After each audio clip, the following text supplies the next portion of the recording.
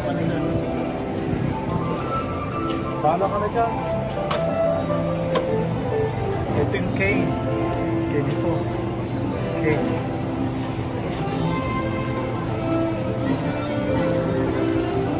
Ano itong mga fruits na ito? Hinahalo dyan, hindi?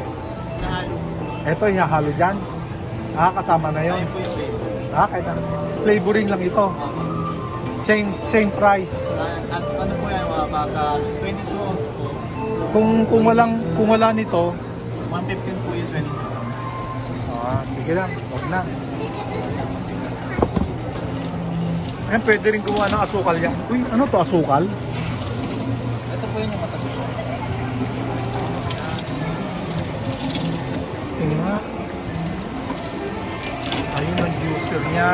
Tapos lalabas doon. Tapos dito. Ano to? Yan, lalabas. Ah, Ito yung binigana. Pwede ng panggatong pag natuyo.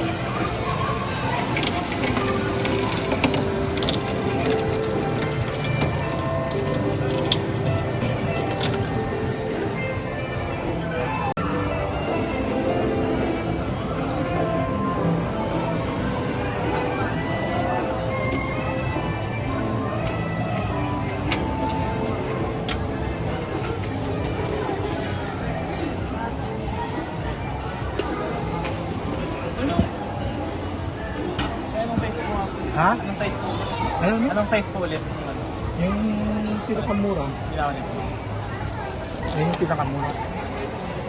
Ayun, hindi nalalagyan ng asukal, ano? Hindi na po, diretso na po. Ah, diretso na.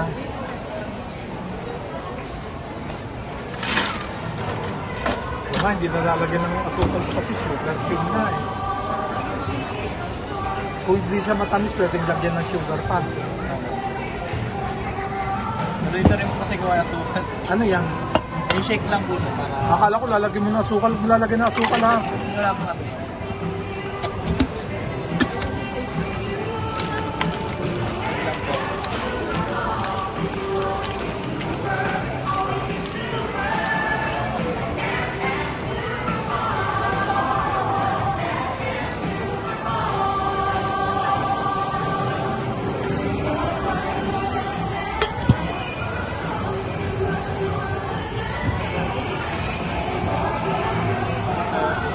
Oh.